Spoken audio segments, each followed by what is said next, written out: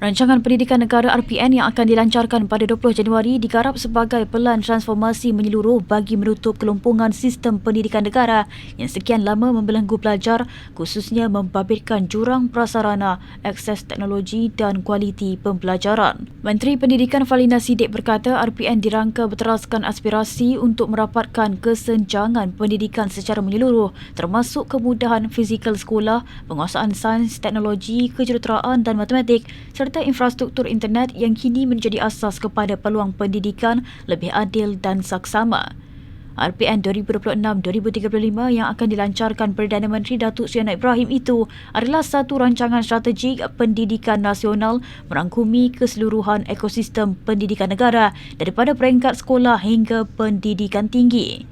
RPN yang diterajui bersama Kementerian Pendidikan Tinggi KPT dan Kementerian Pendidikan KPM itu adalah iltizam kerajaan madani dalam memperkukuh sistem pendidikan bermutu, terangkum serta berdaya saing pada peringkat global.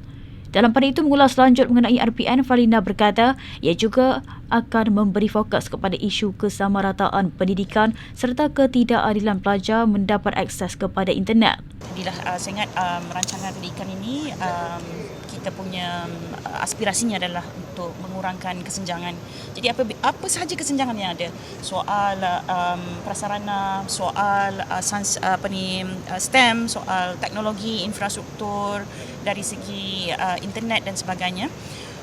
Dapat saja kita kurangkan kesenjangan itu, saya sangat yakin dan percaya kualiti itu akan dapat ditingkatkan. Begitu juga dalam soal-soal yang terkait rapat dengan ketidakadilan yang selalu dibicarakan dalam soal anak-anak mendapat akses internet.